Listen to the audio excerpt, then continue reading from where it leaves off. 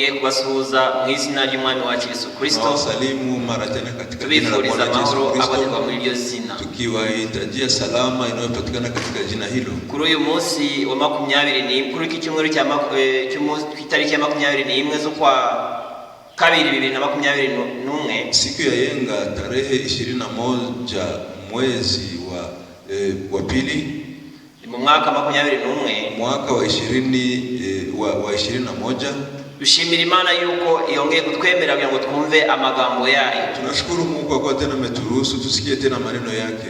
Abantu benshi bari biteze, imitima yabo yari yiteguye guteranira hamwe uyu munsi. Watu wengi roho zao zilikuwa zikijitayarisha kukusanyika pamoja leo. Kwa bari bategereje imyanzuro y'inama y'abaministri, kwa maana walingojea kusudio za wa ministra kugira ngo ifate icyemezo ku cyerekezo cyaho covid igana, ili wachukue kusudio kuhusu mwelekeo ya covid. Bani twari twiteze rero ko turi buterane uyu munsi. Tulijingojelea kusanyika siku ya leo, ariko turashima Imana, lakini tunashukuru Mungu uko mu myanzuro y'inama, kwa kuwa ndani ya mipango ya mkusanyiko Imana yemeye ko Mungu amekubali ya kuwa insengero zongera zigafungurwa, zari sanzwe zifunguye, makanisa tena zifunguliwe, zile zilizokuwa zikifunguliwa zongera zigateranira hamwe, ziongeze zikusangie pamoja kuri 30% kwenye kigereranyo cya 30 cy'abantu 30% cy'abasanzwe bahasengera. Watu wakusanyike tena 30% ya kawaida ya wenye kusanyika. Ubwo rero birumvikana ko inasikilikana ya kuwa ubwo twari dusanganywe amateraniro 2 ku munsi, hivi tulikuwa na kusanyiko 2 kwa siku. Ubwo twari twemerewe guterana kuri 50%, sababu tulikuwa tukiruhusiwa kusanyika 50%. Tugiye gusubira guterana 3 ku munsi. Sasa tutarejea tena kusanyika mara 3 kwa siku, kuko twemerewe guterana kuri 30%, sababu tumekubaliwa tena kusanyika 30%. Mukomeze mu byihanganire, muzidi kuvumilia kuko icyifuzo cy'Uwiteka, sababu hitaji ya Bwana nkuko yabwiye Mose mu bice 4 byo guteka wa 2 kama hivyo ambia Musa ndani ya Kumbukumbu la Torati sura ya 12, ari nako Imana yavugiye mu kanwa ka Daudi muri Zaburi ibice 50, na ndivyo Mungu alizungumzia kwenye kinywa cha Daudi ndani ya Zaburi. Bose jambo ry'Imana riravuga ati nteraniriza abantu banjye. Neno la Mungu linasema nikusanyisheni taifa langu. Uwiteka rero umugambi we, Bwana mpango wake ni uguteranya abantu be hamwe, ni kukusanyisha watu wake kugira ngo ababwire ijambo ryayo, ili awajulishe neno lake. Ni nako umugaragu w'Imana Paulo abivuga, ni vile mtumishi wa Mungu Paulo anasema, ni nako umugaragu w'Imana Paulo ahumekewe n'umwuka w'Imana, vile mtumishi wa Mungu Paulo akipuliziwa na Roho yabihamije mu Bakorinto ba mbere ho turahasoma, hakikisha ndani ya Wakorinto wa pili yako tutapasoma. Wakorinto ba mbere, Wakorinto wa kwanza igice cya mbere, sura ya kwanza, umurongo waho 21, mstari wa hapo wa 21. Ku murongo wa 21 mstari wa hapo wa 21 haravuga ati, unasema ubwenge bw'Imana bwategetse ko, sababu akili ya Mungu iliamuru ya kuwa abisi badaheshwa kumenya Imana n'ubwenge bw'isi, wa dunia wasipewe kujua maneno ya Mungu. Imana akili ya dunia kukirisha abayizera, Mungu ilimpendeza kuokoa wenye kumwamini ubupfu bw'ibibwirizwa, upumbavu ya mahubiri. Amen.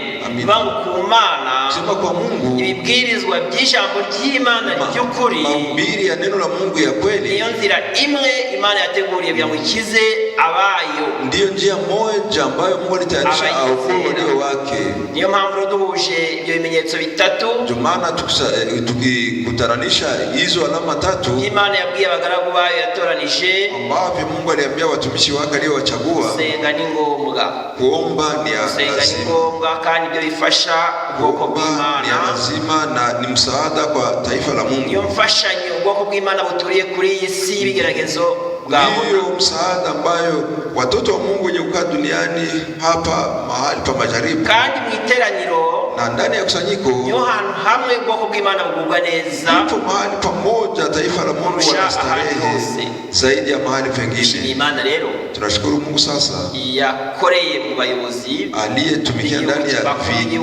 viongozi wa nchi yetu bagafata icyemezo cyo kugira ngo byibuze iryo humure abana b'Imana baribone, wakachukua kusudio ili watoto wa Mungu wapate hiyo faraja yo kugira ngo babashe nibura guteranira hamwe kusudi wawezi kukusanyikia pamoja. Kuko musanzwe mukurikira ibibwirizo ku ikoranabuhanga kuri YouTube, sababu mnazoea kufuata mahubiri kwenye mbuga kwenye YouTube ku murongo wa Gisenyi Christian Assembly, kwenye mstari wa Gisenyi Christian Assembly.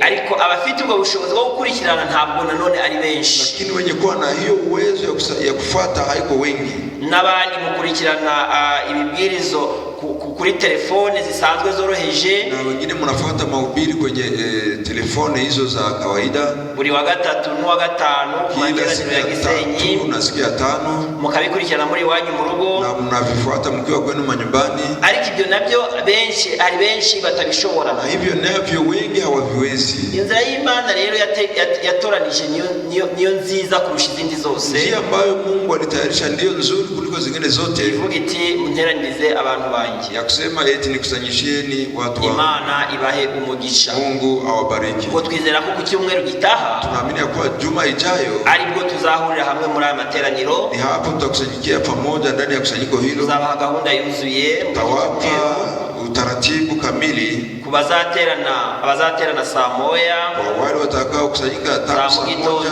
asubuhi, abazaterana saa 4 watakao kusanyika saa 4 za asubuhi, n'abazaterana saa 8, na wale watakao kusanyika saa 8. kugira ngo twubahirize amabwiriza y'ubwirinzi bwa COVID-19, ili tuheshimishe hizo amri za kuheshimu hiyo mstari ya kuheshimu kujilinda COVID-19, hiyo kuheshimisha hiyo mpango ya kujilinda na hiyo COVID.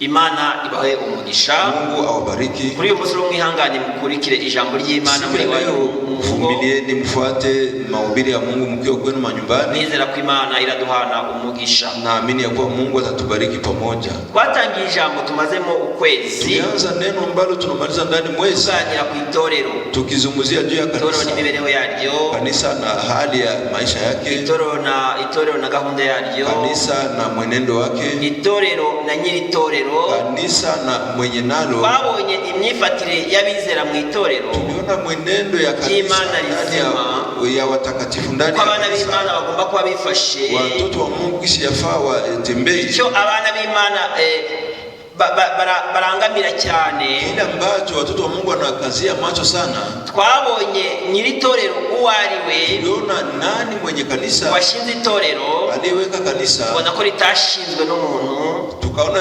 kuwekwa na itorero ryashinzwe na Yesu Kristo ubwe, kwa kanisa liliwekwa na Yesu Kristo mwenyewe, kandi kurishiraho na yeye aliyeliweka yemeye ko yanavuze ko azaribera umwishingizi, alikubali na kusema ya kuwa yeye atakuwa msimamizi. Twabonye gahunda y'Imana ku itorero ryayo, mpango wa Mungu juu ya kanisa lake, umugambi w'Imana ku itorero ryayo, mpango wa Mungu ndani ya kanisa lake. Twabonye ku mugambi w'Imana, tunaona kwa mpango wa Mungu ari uko itorero ryizera Imana imwe, ya kuwa kanisa liamini Mungu moja, kandi rikayizera nk'uko ibyanditswe bivuga.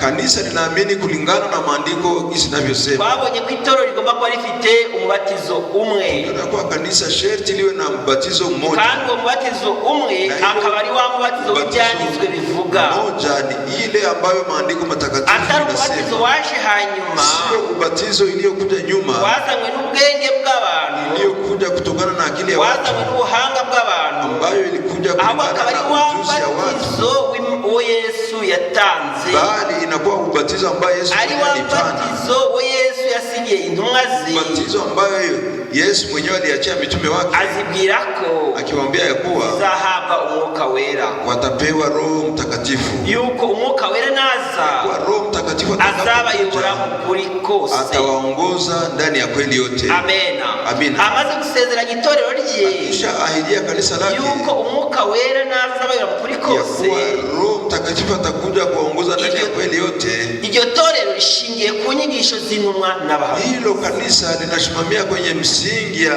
mitume na manabii. Ndagira ngo dusenge. Sasa nataka maze twinjire muri iryo jambo. Sasa tuingie ndani ya neno hilo. Data twese turi mwijuru umwana wacu Yesu Kristo. Baba wetu tuli mbinguni mfalme wetu Yesu Kristo. Ushimiye akagaye keza kandi duhaye. Tunashukuru kwa muda mzuri kugira ngo tuganire ku ijambo ryawe. Ili tuzungumzie neno lako. Ndakwinginze ngo ukingure imitima yabawe. Nakusihi ufungue roho za watu. Ukingure ubwenge bwabo. Ufungue na akili zao. Ukingure n'amatwi yabo. Ufungue na babashe gusobanukirwa ibyanditswe. Wawezi kuyaelewa. Kandi bumve nk'uko abigishwa bawe bumva. Na wasikie gisi mitume wako walivyoelewa. Nk'uko wavuze uri hamwe n'abigishwa kama ulivyosema urahirwa mukumbi muto Mungu heri yenye kundi ndogo. Uwiteka yishimiye kubahishurira ubwami. Sababu Bwana amekusudia kuwafundia ufalme. Ndakwinginze ngabagize umukumbi muto wavugaga. Na kusi hao waliofanya kundi ndogo uliowasema. Bose bari bashe kukurikirana ikibwirizo ku byuma nkoranyambaga. Wote watakayofuata mahubiri kwenye mbuga. Ubahe umugisha. Wao wabariki. Kugira ngo bumve neza ijambo ryawe nk'uko abigishwa bumva. Ili wasikie neno mzuri gisi mitume wako walilifundisha. Turakusaba ngo ijambo ryawe tugiye gusoma. Tunakuomba neno lako ambalo tutalisoma. Tuyobore tutangiriza dushoje. Tuongoze tangu mwanzo hadi mwisho. Twabari ibyari bicumuro byacu. Tusamehe maovu na dhambi zetu. Tutizamie chini ya maze akanya katubera akanya kumugisha. Iwe muda wa baraka. Kuri twe abasoma ijambo ryawe. Kwa sisi wenye kusoma neno lako. Haba kuri nge. Iwe mimi. Haba kuri mwene data usobanura. Iwe ndugu mtafsiri. Haba kuri mwene data ukora buhanga. Iwe ndugu mwenye kutoka kwenye vyumba. Haba kuri muntu wese urabasha gukurikira ikibwirizo. Iwe hata kwa kila yeyote atakayefuata mahubiri haya. Ndakwinginze ngimigisha yawe. Tunakuomba baraka yako kandi ubashe gukingura ubwenge. Ufungue akili. Asobanukirwe impamvu y'ibyanditswe. Wawezi kuelewa sababu. Kandi ubashe gukingura ubugingo. Na wawezi funguliwa nafsi. Abone igitereko cyo guterekamo amagambo yawe. Pate kinara cha kuweka maneno yako. Nkuko umugaragu nkuko mukobwa wawe Maria yavuze ati. Kama vile binti wako Maria alisema. Ibyo uvuze bingirirweho. Vyenye ambaye vimesema vitendeke. Amagambo yawe asirirweho. Maneno yako yatendeke kwetu. Maze tugire ubuzima bw'ijambo. Sasa tuwe na maisha ya neno. Ubikoremo kwishibahiro. Uvifanye kwa kujiheshimisha. Ni mu izina rya Yesu Kristo ndabidushima. Ndani ya jina la Yesu Kristo tunaomba na kushukuru. Amen. Amen. Amen. Mushize twarasomye. Siku iliyopita tulisoma. Ahantu twasomye. Mahali tuliposoma. Ni muri Yohana. Ndani ya Yohana. Injili. Uyu munsi leo ndagira ngo twegere nanone imbere. Nahitaji tusonge mbele. Turebe iryo torero Yesu yashinze. Tutizame kanisa ambalo Yesu alilishimika. Turebe iryo torero uyu munsi uko rihagaze. Kanisa hilo tutizame gisi leo linashimika. Uko iryo torero liracyariho. Sababu kanisa hilo likinga. Uko Yesu yavuze ngo n'amarembo y'ikuzimu ntazarisenya. Sababu lisema hata milango ya kuzimu haitabomoka. Ndani ya Mathayo 16:17. Yesu yakomeje kuririnda. Yesu yakomeje kuririnda. Yesu aliendelea kulichunga. Alirindisha umwuka we. Akalichunga kwa roho wake. Nyuma yuko asubiye aho yahoze kurudi mahali alipo. Iryo torero ryasigaye ku isi. Kanisa lilibaki hapo duniani. Iryo torero lisigaye ku isi. Lilipobaki duniani. Na n'uyu munsi riracyariho. Tena hata leo likingaliki. Kandi umwihariko w'iryo torero na ya kipekee ya kanisa hilo nuko ryizera amagambo y'Imana. Ni kuwa liamini tu maneno ya Mungu. Umugaragu w'Imana rero Yohana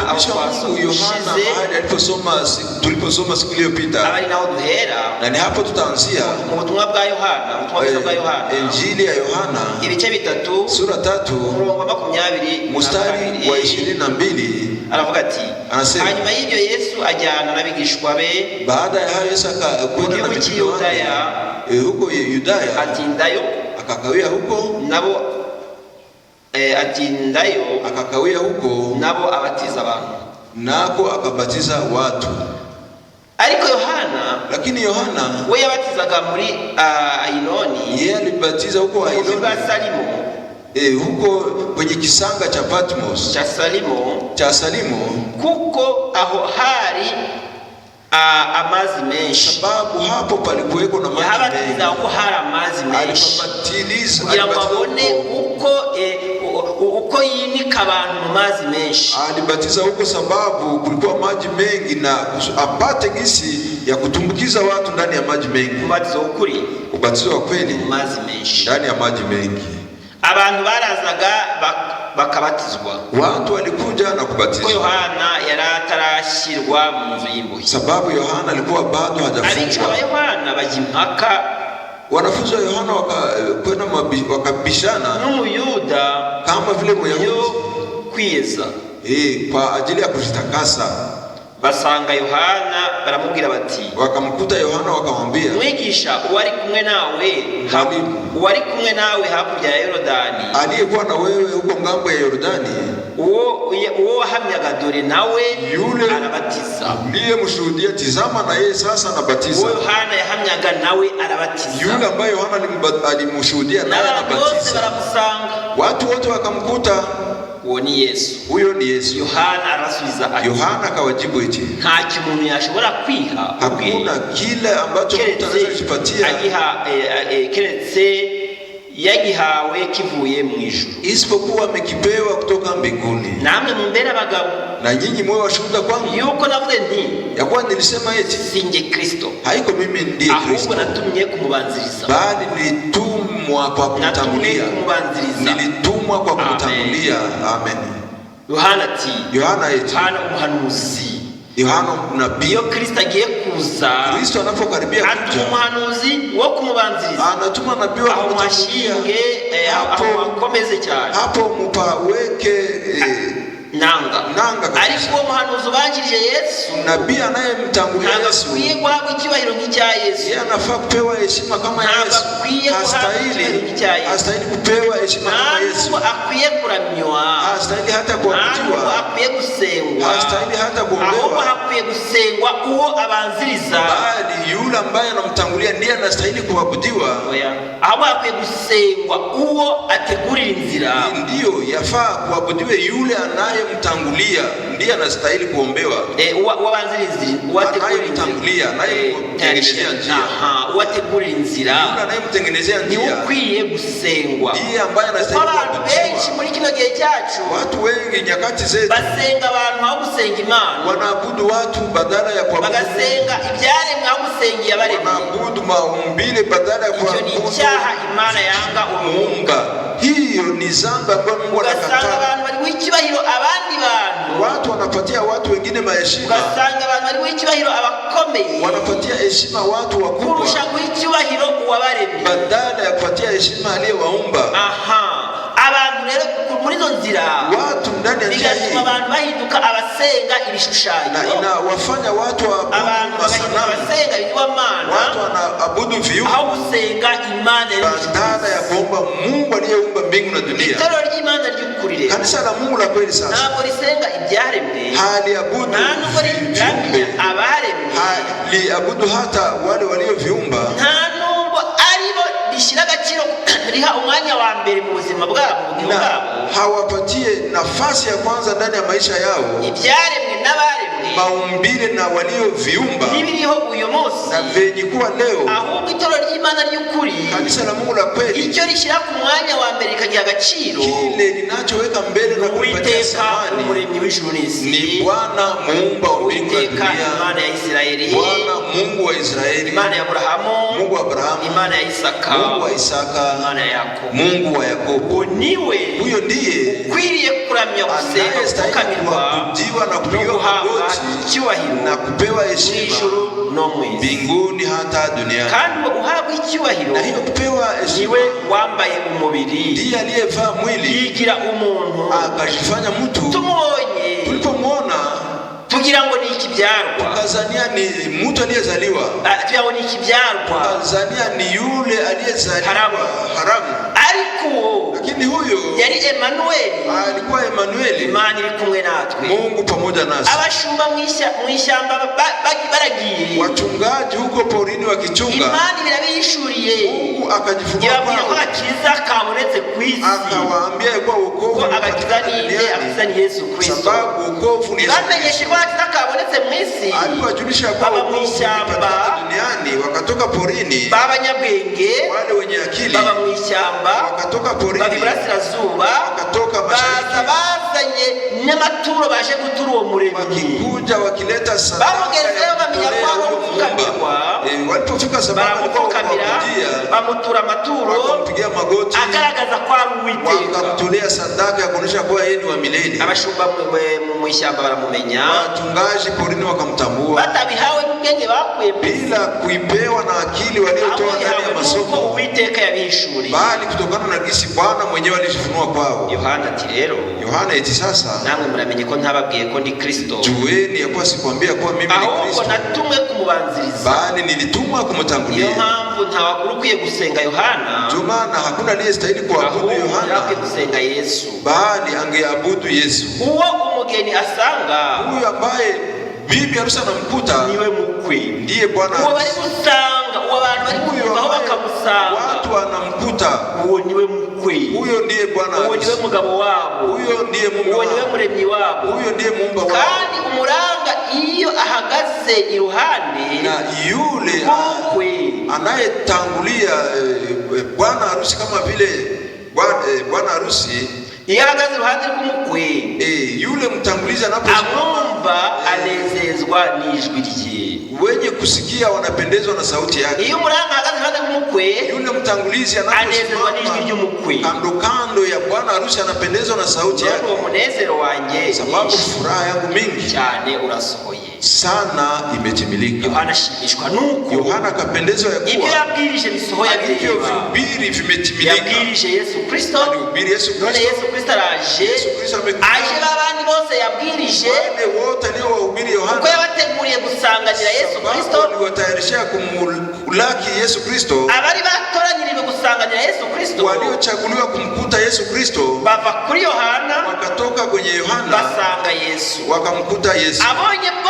Abonye bakurikiye Yesu, Yohana alipoona wote leo wahubiri wanamkuta Yesu, umunezero mwinshi ndawufite, akasikia furaha mingi, araongera ati uwakwiriye gukuzwa, akaongeze huyu anapewa sifa, nawe nkwiriye gucishwa bugufi, mimi yafani nyenyekeye. Amen. Mbega Yohana wari ufite umwuka wa Kristo. Tazama Yohana aliyekuwa na roho, yabwirizaga abantu, alihubiri watu, anashaka ko abantu ariwe bareba, ariwe bishikiriza, ariwe bizera, bila kutamani ya kuwa watu waambatane naye na waamwamini, abashaka ko abantu bizera Yesu, bali akihitaji watu waamini Yesu Kristo. Ndio Imana y'ukuri rero, kanisa la Mungu la kweli ibwiriza abantu, linahubiri watu kugira ngo abantu bizere Yesu Kristo, watu waamini Yesu Kristo aremerwe muri bo, Yesu Kristo aumbiwe ndani yao. Yesu Kristo ni ijambo rye, Kristo ni neno lake, mazi ijambo ry'Imana riremerwe mu bantu, neno la Mungu liremerwe ndani ya watu, babwirizwa ijambo ry'Imana by'ukuri, watu wahubiriwe neno la Mungu wa kweli, bagire akamero ka Kristo, wawe na ile tabia ya Yesu, nature ya Kristo, wawe na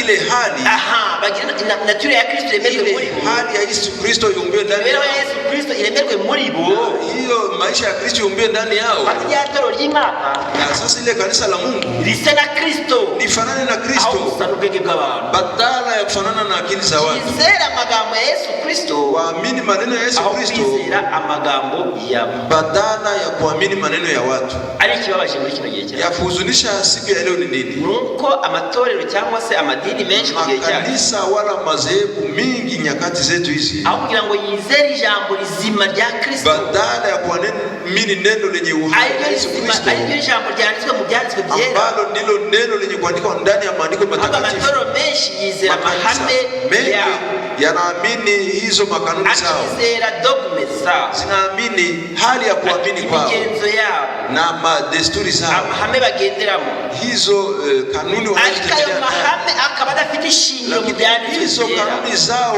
haziambatana na maandiko matakatifu. Rero Imana yishingira ibitavuze, Mungu hasimamie kila ambacho hakisema, ntabwo Imana ihagarariye ku gitavuze, Mungu hasimamie kwa kila ambacho hakisema, nta nubwo izabiburanira ku munsi w'amateka, hata siku ya hukumu hawezi kuitetea, aho Imana izaburanira ibyo yandikishijemo, bali n'umwuka wayo. Mungu atatetea kila ambacho alikiandikisha kwa roho, amagambo yanditswe muri Bibiliya, maneno yenye kuandikwa ndani ya Biblia yahumetswe n'Imana, yalipuliziwa na Mungu, maze Imana iyaha abantu bo kwiringirwa, akayapatia watu wa kutumainiwa, iyaha abantu yitoranirije, akayapatia watu kugira ngo batware ayo magambo nk'uko Imana yabahaye, ili wabebe maneno gisi Mungu aliyowapatia, ubwoko bw'Imana buri kwisi, wayabebe kwenye taifa la Mungu duniani. Abo bantu Imana yahaye amagambo yayo, hao watu ambao Mungu aliwapatia maneno yake, abo bantu bitwa intumwa, hao wanaitwa mitume na manabii. kuko ijambo ry'Imana sababu neno la Mungu naberetse ko kugira ngo Yesu aze bwa mbere niliwaonyesha kwa kusudi Yesu akuje mara ya kwanza yohereza integuza ilifaa atume mtangulizi yitoranyiriza umugabo witwa Yohana akajichagulia mume jina lake Yohana Mbatizaji imujyana mu butayu afite imyaka 9 akambeba ndani ya jangwa akiwa na miaka 9 akurira mu butayu ari masomo y'Uwiteka akakubalia ndani ya jangwa akiwa kwenye masomo ya Bwana yigishwa n'Uwiteka ubwe akafundishwa na Bwana mwenyewe tugira ngo yatungwaga n'ubuhura ni kusema huko aliishi kwenye asali bwa buki bwo mugo asali ile ya jangwa hiyo asali ndio ariko yigishwa n'Uwiteka lakini akifundishwa na Bwana agiye kuza alipotoka huko arijwi yibangura mu butayu akakuja akiwa sauti iliyayo njikani nkuko na Yesaya yabihanuye kama vile Yesaya alitabiri muri Yohana nta kindi cyabagamo ndani ya Yohana hakuvuga amagambo y'Uwiteka isipokuwa maneno ya Bwana nta magambo ya siyansi yamubagamo hakuna maneno ya ujuzi nta magambo ya politiki yabaga muri Yohana maneno ya siasa iliyokuwa ndani ya nta magambo y'uburiganya yabaga muri Yohana hakuna maneno ya ujanja iliyokuwa ndani ya Yohana muri we harimo amagambo y'Uwiteka ndani ya Yohana mlikuweko maneno ya Bwana amen amina Yohana rero agomba gutegura itorero Yohana ambaye ingemfaa niwe agomba gutegura itorero ndiye ambaye ingemfaa atayarishe kusanyiko kanisa ry'Uwiteka yishimira kanisa ambalo Bwana mwenyewe yari yatumwe n'Uwiteka sababu alikuwa mwenye kutumwa na Bwana amen amina kutumwe n'Imana sababu mwenye kutumwa na Mungu avuga amagambo y'Imana anayasema maneno ya Mungu ni nakorero na ni vile tena itorero ry'Imana kanisa la Mungu uyu munsi turimo turaganira ku buryo itorero ry'Imana ribaho leo tunazungumzia jinsi gani kanisa la Mungu linaishi na kuongozwa bishobora kuba bitandukanye nuko wenda wowe ubitekereza labda ni tofauti na hali ya kufikiri kwako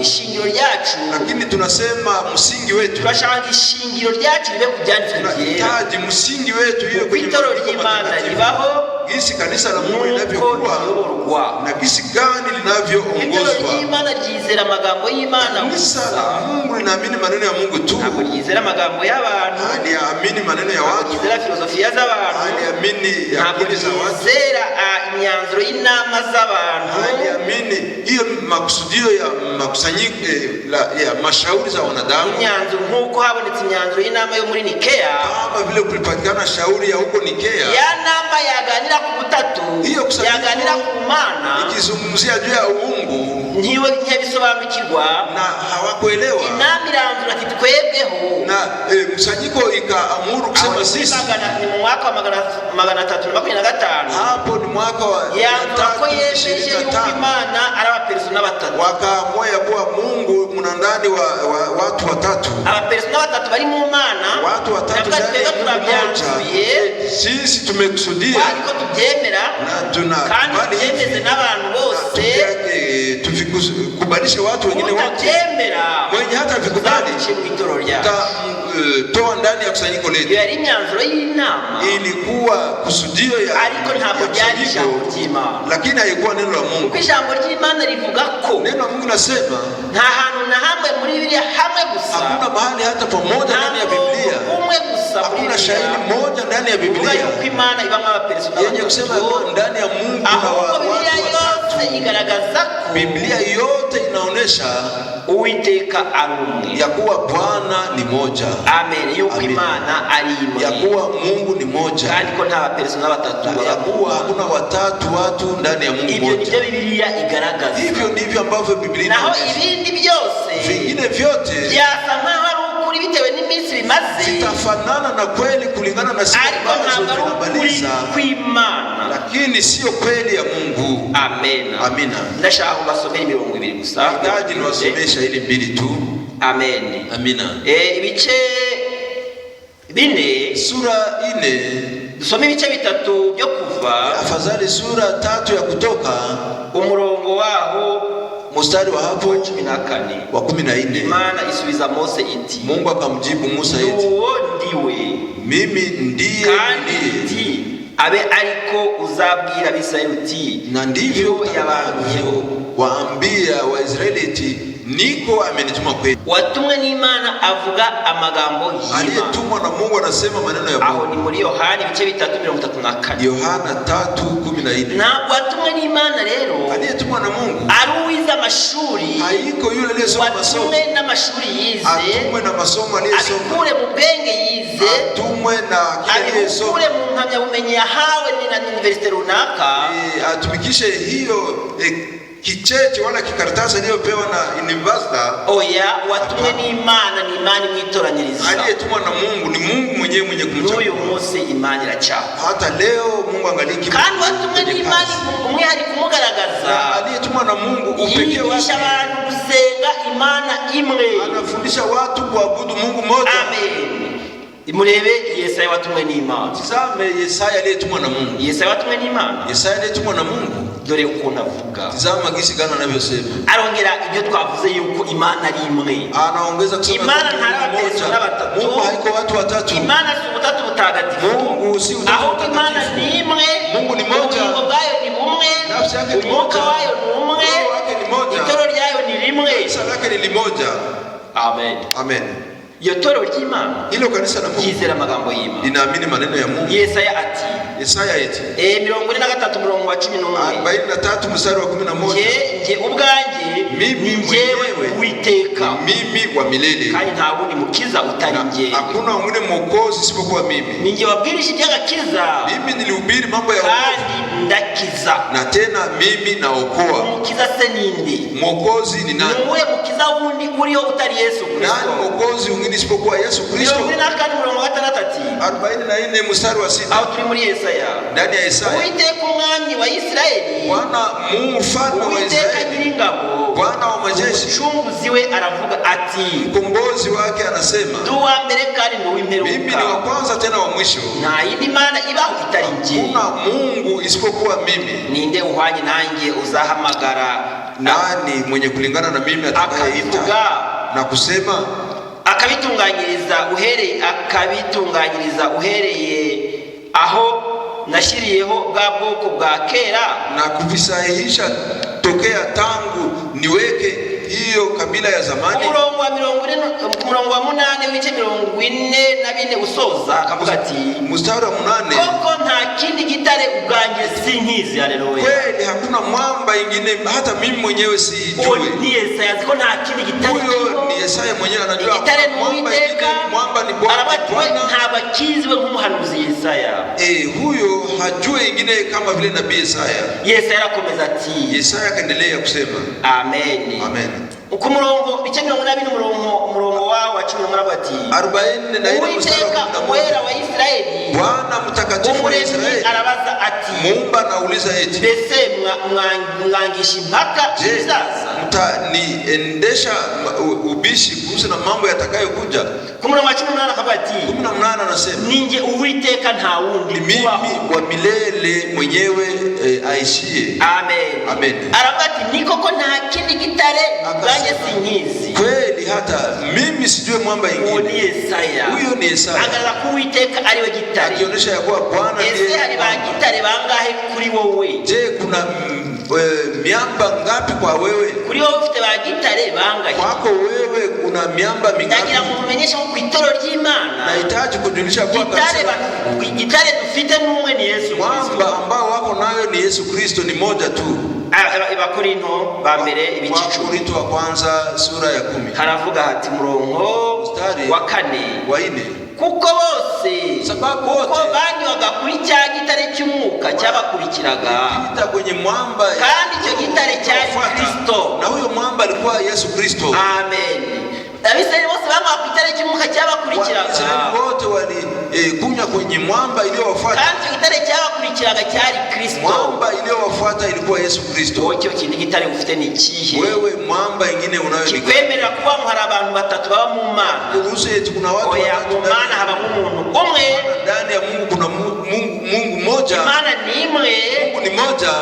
Kandi izina ryayo ni rimwe. Jina lake ni moja.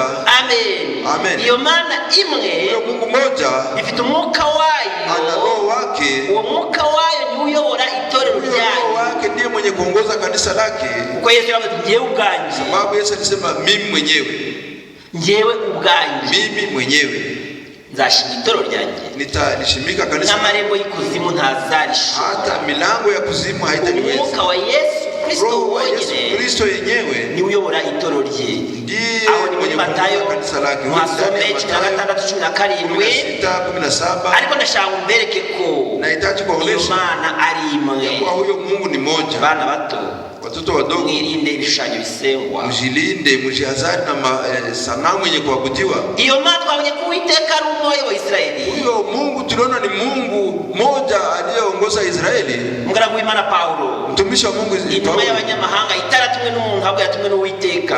mtume wa mataifa ambaye hakutumwa na watu bali alitumwa na Mungu. Imana ivugira mu kanwa ke iravuga iti, Mungu akasema ndani ya kinywa chake, kandi indimi zose, turi mu Filipi 2:11, wa Filipi sura ya 2, kandi indimi zose tena zihamye lugha ko Yesu zote Kristo ari Uwiteka. zishuhudia kwa Yesu Kristo ni wa milele. Imana Data twese Kusudi ihimbazwe. Bwana Mungu wetu apewe sifa. Amen. Amina. Kugira ngo Imana Data twese ihimbazwe, Bwana Mungu wetu apewe sifa muri wowe ndani yako, nuko wahamya ko Yesu Kristo ari we Uwiteka. itatokana na wewe kushuhudia kwa Yesu Kristo ndiye wa milele. Nta Uwiteka muto rero uhari, Hakuna wa milele nta Uwiteka mdogo, munini uhari. hakuna wa milele Uwiteka mkubwa. n'umwe. Wa milele ni moja. Yehova wo isezerano rya kera, Agano la kale niwe Yesu Kristo mu isezerano ndiye Yesu rishya. Kristo ndani ya agano jipya. Imana yambaye umubiri, Mungu alivaa mwili, maze kwambara umubiri, abantu ntibayimenya ko ari Imana yitishije watu kwambara umubiri, hawakutambua ya kuwa ndiye alivaa mwili, ikiremera umubiri mu nda ya Mariya, akachumbia mwili ndani ya ahubwo abantu Maria. batangira kumwitiranya n'ikibyarirano. Watu wakaanza kumuita Abandi bamwita umwana wa Yosefu, wakamuita mtoto wa abandi bamwita umwana wa Mariya, wakamuita mtoto wa Maria. ariko Mariya we yari azi Yesu cyari uwo ari we kuri we. Maria yeye alimtambua Yesu ni nani kwake. Impamvu mu bukwe yavuze ati, Ndio maana ndani ya harusi alisema ababwira mugikore. anachowaambia mkifanye. We yari azi ndetse agira nawe ati mwami wanjye. Akafikia kusema Mariya we yari azi ko ari umwami we. Maria alijua ni Mariya we yari amwubahaga, alimheshimu kuko ni Imana yiremeye umubiri mu nda ya Mariya. ni Mungu alijiumbia mwili ndani ya Maria. Mariya yarwangiyeho, nta ruhari Mariya yabishizemo. Hakuna sehemu ya Maria. Oya, ni Imana yabishatse Ni Mungu mwenyewe alitamani hivyo. kandi Mariya ntabwo ari nyina w'Imana. Maria haiko mama wa Mungu. Ahubwo Imana yiremeye umubiri mu nda wa Mariya. Mungu alijiumbia mwili Mariya ndani ya Maria. abyara uwo mubiri. Maria akazaa mwili huu. Icyo cyatumaga Yesu Kristo, Hicho kiliacha Yesu Kristo aba umuntu 100%, alikuwa mtu 100%, kandi akaba Imana 100%. tena anakuwa Ibyo ntabwo byashoborwa n'undi muntu uwo ari we wese, hivyo havitawezekana usibye Uwiteka ushobora byose. isipokuwa Mungu mweza Impamvu vyote. yagera kwa Mariya, yagera kwa Lazaro akarira. Alifika kwa Lazaro Niyo mpamvu yashobora gusonza, ndio maana angeliweza sikia njaa, niyo mpamvu yashobora kunanirwa mu rugendo ndio maana angelichoka safari, kuko yari yambaye umubiri, sababu alivaa yari mwili, yigize umuntu alijifanya kugira ngo kuwa afatanye natwe mu ntege zacu zose. ili ashiriki na sisi ndani ya madhaifu yetu yote. Umutambyi mukuru yagomba kwifatanya natwe mu ntege zacu zose Kuhani mkubwa angelishiriki na sisi kugira ngo ndani ya abone madhaifu uko yetu adutabara. kusudi apate gisi ya kutujia Icyo msaada. cyatumye yambara umubiri Ndicho kiliacha na kugira ngo abone uko atumenera amaraso ku ili musaraba, apate gisi ya abone kutumwagia uko damu, aducungura, apate gisi ya kuko kutukomboa. Yesaya amaze guhanura yuko Uwiteka Yesaya ameshuhudia kwa umucunguzi Bwana wacu ari umwe, mkombozi wetu ni moja, ari Uwiteka. ni wa milele. Noneho na Yohana na Paulo aduhamirije yuko Sasa na Paulo ameshuhudia ya kuwa indimi zose zihamye ko Yesu Kristo ari Uwiteka. lugha zote zishuhudia ya kuwa wa milele ni Bwana. Niyo mpamvu itorero ry'Imana ry'ukuri Ndio maana kanisa la Mungu la kweli ryizera Yesu Kristo nk'uko ibyanditswe bivuga, linaamini Yesu Kristo kama vile maandiko inavyosema. rihagararira kumwizera gusa, Alisimamia kumwamini tu, ahubwo rinabatizwa mu izina rye, bali linabatizwa tena na ndani ya mazi jina lake, menshi. ndani ya maji mengi, ntabwo ribatizwa mu byubahiro by'ubutatu. alibatizwa ndani ya vyeo vitatu. Niyo mpamvu nyine itorero rya Yesu Kristo Ndio maana kanisa la Yesu Kristo ryizera Imana imwe, linaamini Mungu mmoja, ari we nyiri itorero, ndiye mwenye kanisa, Uwiteka nyiringabo, Bwana wa majeshi, ari wayoboye Isirayeli kuva mu Egiputa kujya muri Kanaani. aliongoza Waisraeli toka Misri kwenda Kanaani. Bibiliya tubwira iti muri Nehemiya, Biblia tuambia ndani ya Nehemia, avuga ngo ibirenge byabo ntabwo bigeze bibyimba akisema miguu yao mu haikuvimba gihe cy'imyaka 40 banyuze mu butayu, wakati wa miaka 40 walitembea ndani kuko bari ya bayobowe n'Uwiteka, sababu walikuwa bayobowe n'Uwiteka. wakiongozwa na wa milele. Uwiteka rero Huyo wa milele nta wundi si ungine ni Yesu Kristo. ni Yesu Kristo. Imana yambaye umubiri. Mungu alivaa mwili. Uwo Yesu Kristo ni nawe mwazarinda itorero rye.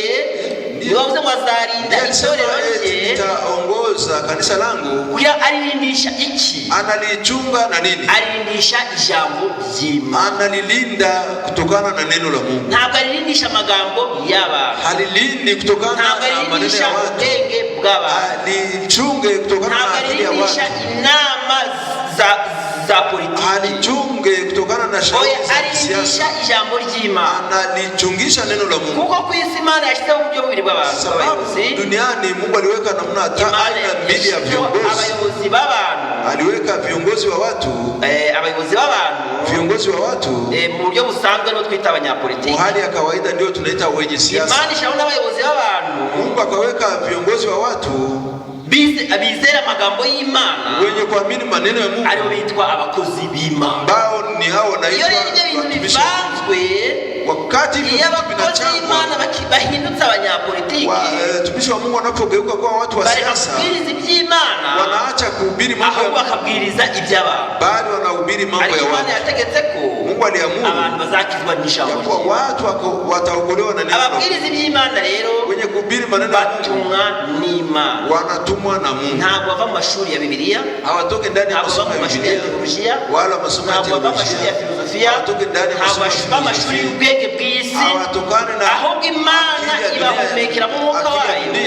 Mungu anawaongoza na roho wake. Maze ikabatuma. Sasa anawatuma. Yohana ibice 3. Yohana sura 3. Murongo wa 34 avuga ati. Mstari wa 34. 33 avuga ati uwemera ibyo 33 nasema uwemera ibyo ahamya akubali hayo abayemeye nuko n'Imana ari nyakuri. Mwenye kuyakubali hayo na akishuhudia watumwe n'Imana Mungu ni wa kweli. Avuga amagambo ya aliyetumwa na Mungu anasema maneno yake.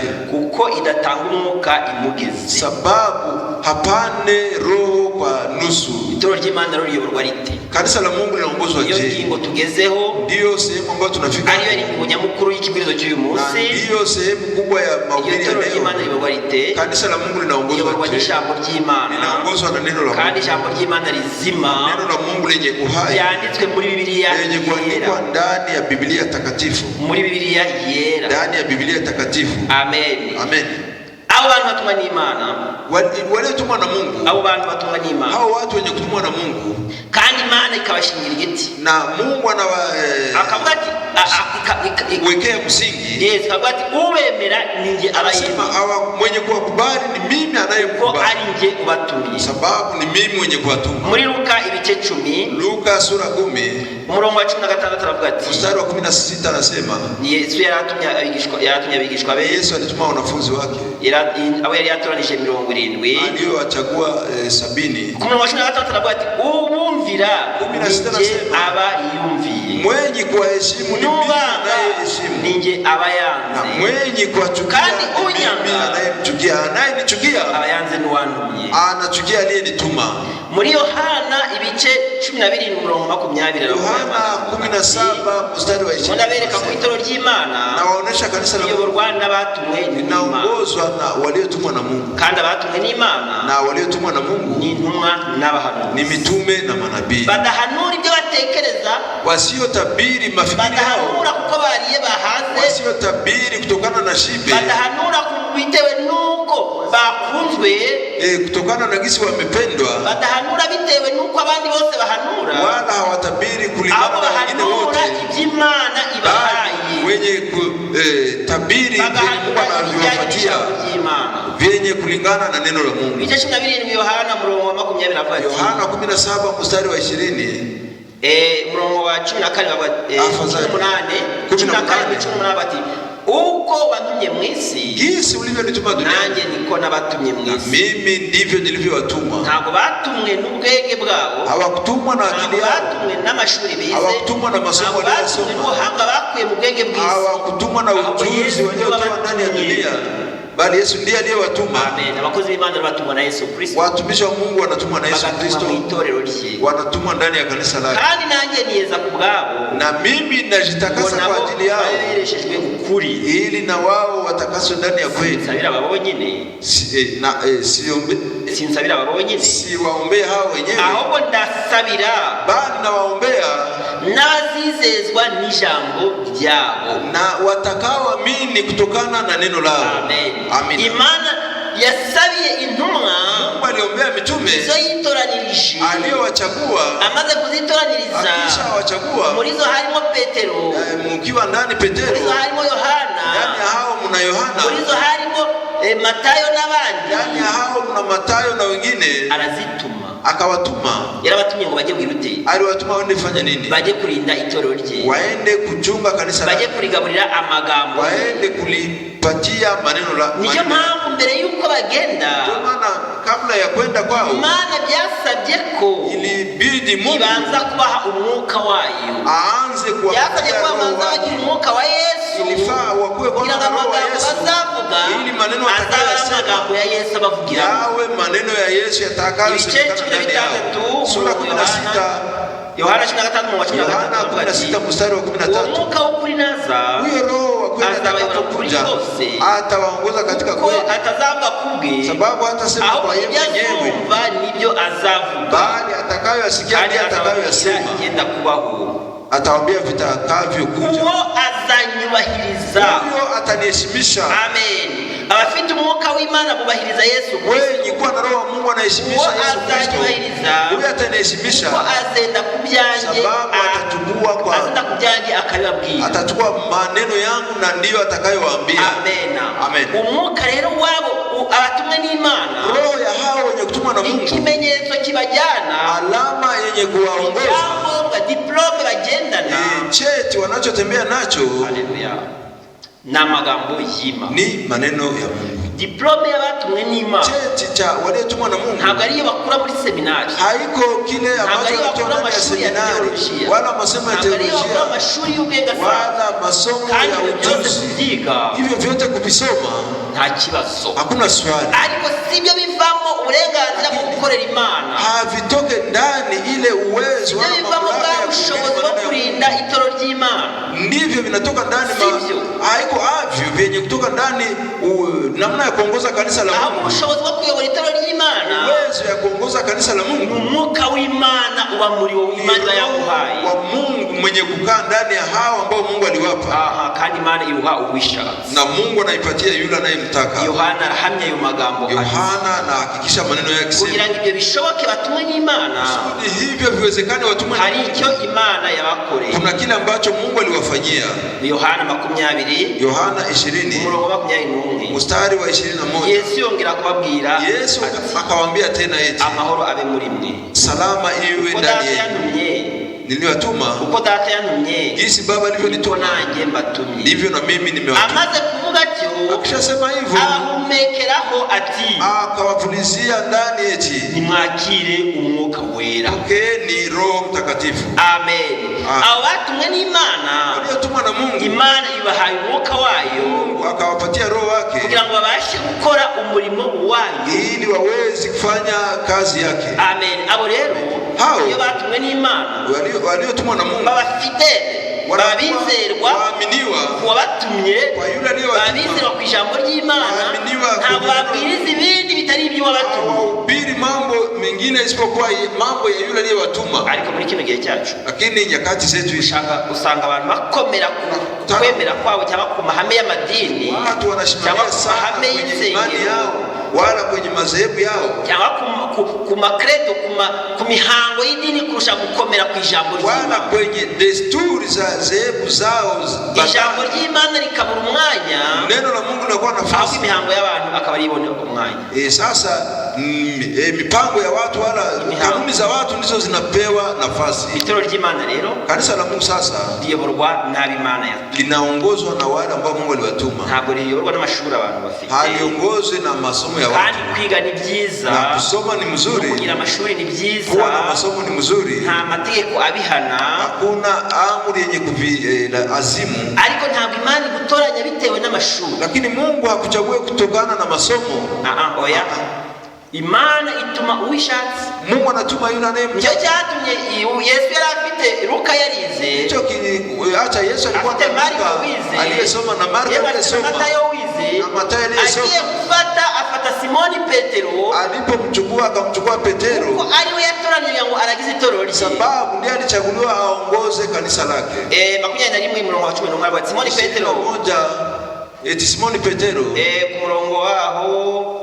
murongo waho kadusome ku murongo waho wa 17 mstari wa hapo wa 17 aramubaza ati bagatatu ati Simoni mwene Yona urankunda? Simoni mtoto wa Yona unanipenda? Petero ababazwa nuko Petero akawajishwa kwa gatatu ya kwamba ameuliza mara ya tatu urankunda? Eti unanipenda? Ati mwami umenya byose. Petero akasema Bwana kandi ko kunda na unajua kama nakupenda. Yesu ati aramubwira ati akawaambia intama zanjye chumba kondoo zangu. Imana itoranyije Petero mu bandi. Mungu akachagua Petero abari bigira umushumba, akamfanya abari bigira pasteri, abari bigira umushumba w'itoro rya mbere, akakuwa mchungaji wa kanisa la kwanza. Kweli imaze kumuha umwuka wayo, imaze no kureba ukuntu Petero akunda Yesu na kutizama upendo anayopenda itorero, akamchungisha kanisa. Ni Yesu amwitoranije. Ni Yesu mwenyewe aliye. Niyo mpamvu amagambo Petero yavuze, maneno aliyosema Petero, kwa afite urufunguzo yahawe na Yesu,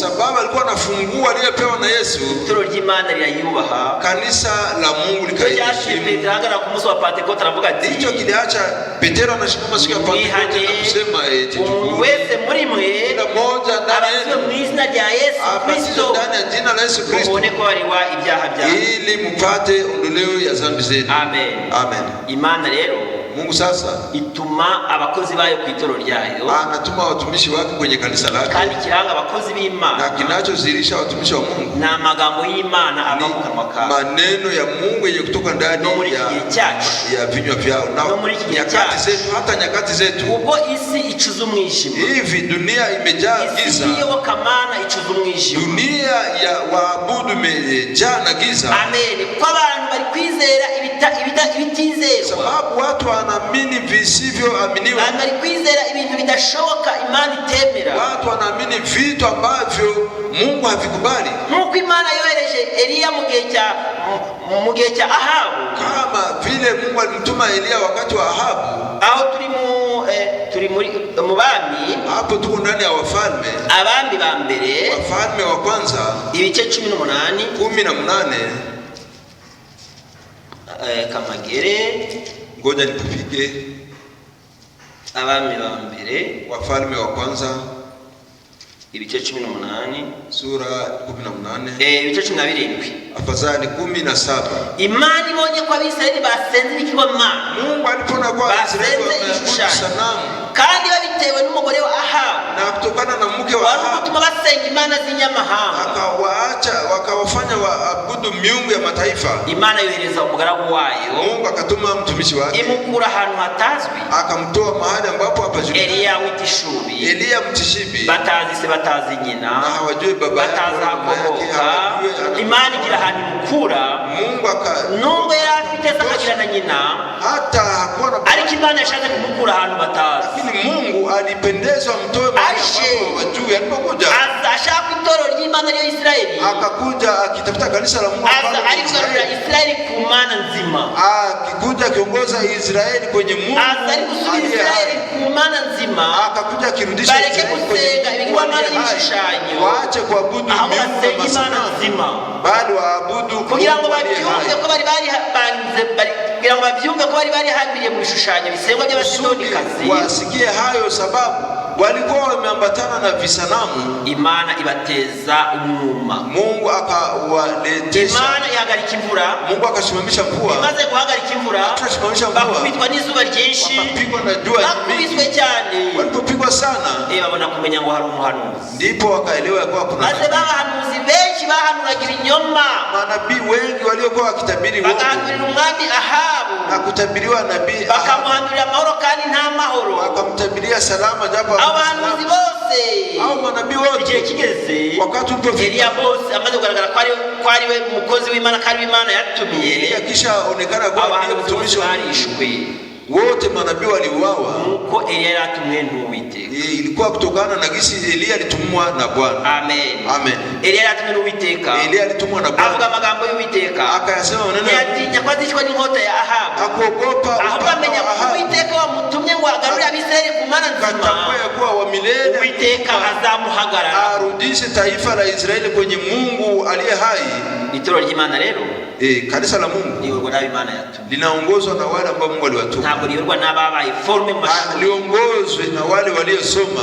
Imana yabakoresha, Mungu anaweza watumia nkuko Imana itabakoresha, kama vile hawezi watumia. Imana yakoreshe Paulo yarize, Mungu alitumia Paulo, alikuwa mwenye kusoma, kandi Paulo afite amashuri menshi, na Paulo alikuwa na masomo mengi, ariko Imana imuhamagaye, lakini Mungu alipomuita imujyana muri formation, imujyana mu mashuri yayo, akambeba ndani ya mazoezi, yakura mu byari bize ku birenge bya Gamaliyeli, akamuondoa ndani masomo aliyosoma kwa Gamaliyeli. Kuko ku birenge bya Gamaliyeli, kwa Gamaliyeli huko yarazi ko Imana ari Yehova gusa, alijua ya kuwa Mungu ni Yehova tu. ubwo abasengaga Yesu Kristo bose, waliokuwa Paulo yabahigaga ngo abice, alikuwa akiwa Paulo yarabahigaga ngo abice, alikuwa akiwainda na kandi agahabwa uburenganzira, alipewa ile uwezo n'abemerwaga nkaho na wale waliokubaliwa ya kuwa ni wenye kubitojwe ku birenge bya Gamaliyeli. Sasa hakujali na bari barabitojwe ku birenge bya Gamaliyeli, sababu walifanya mazoezi kwenye miguu ya Gamaliyeli.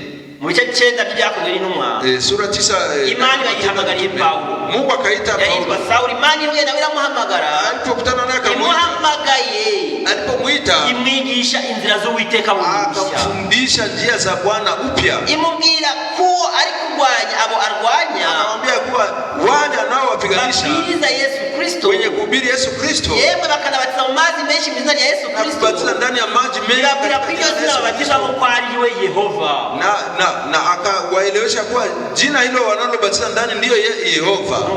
Rivugira mu nkingi ravuga ati Sauli Sauli urandenganya, sauti likasemekana kutokana ndani ya mawingu, eti Saulo Saulo, kwa nini unanitesa? Sauli yarazi ko umucyo wagaragaye kuri Mose ari Uwiteka wari muri uwo mucyo, sababu Saulo alijua ya kuwa nuru iliyozirika kwa Musa ndiye huyo Bwana wa milele. Cyane ko yari yasomye ibyanditswe, zaidi sana alikuwa amesoma maandiko, yanyi y'umuriro yerekeye Israeli ari Uwiteka ubwe, kajua ya kuwa nguzo ya moto iliyosindikiza Israeli ndiye Bwana mwenyewe, amenya ko ari we mwami, akajua kwa ndiye mfalme. Nuko ababajije uwo mucyo umutungura ati urinde mwami nkakwizera. Hiyo nuru lipomjia ghafla akaiuliza, wewe ni nani Bwana nikuamini? Imana ntiyamusubiza mu zaro rya kera, Mungu akumrudisha amwereka ko ari Uwiteka ari we Yesu, akamuonesha kuwa ni wa milele ndiye Yesu, ndiye Yesu uwe, akamwambia ni mimi Yesu unayemtesa. Amen. Amen. Icyampa nawe wakunipa na wewe nurwanya amagambo ya Yesu, usipiganishe maneno ya Yesu Kristo, tekereza kuri mukuri, ukiwaza kwa uko ndani ya kweli, nawe Imana ikakingura umutima, nawe Mungu anakufungua moyo era amagambo ya Yesu Kristo, na unaamini maneno ya Yesu Kristo. Itoro ry'Imana rero, kanisa la Mungu sasa, Imana yohereza abahanuzi, Mungu analitumia manabii, Imana ikaliyohereza n'intumwa, na analitumia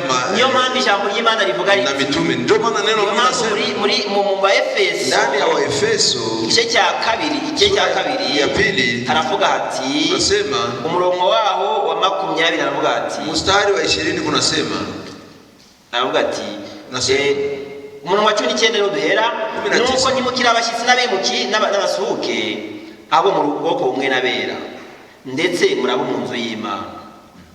Ntimukira abashyitsi n'abasuhuke, hamko wageni na wahamiaji, yego, abo mu bwoko bumwe n'abera, bali mko taifa moja na watakatifu, hata mko wa nyumbani, kwa mubatse ku rufatiro rw'intumwa n'abahanuzi, unajenga kwenye msingi ya mitume na manabii, ariko Yesu Kristo, lakini Yesu Kristo ndiwe rikomeza imfuruka, ndiye jiwe kuu la yawe Yesaya yabonye rikomeza imfuruka, ndiye jiwe kuu ambalo Yesaya alibonye abona n'Uwiteka, alipoliona akaona ni Bwana. None jiwe rikomeza imfuruka tubonye ko muri Efeso ari we Yesu Kristo, kubwa tunaona ya kuwa ndiye Yesu Kristo.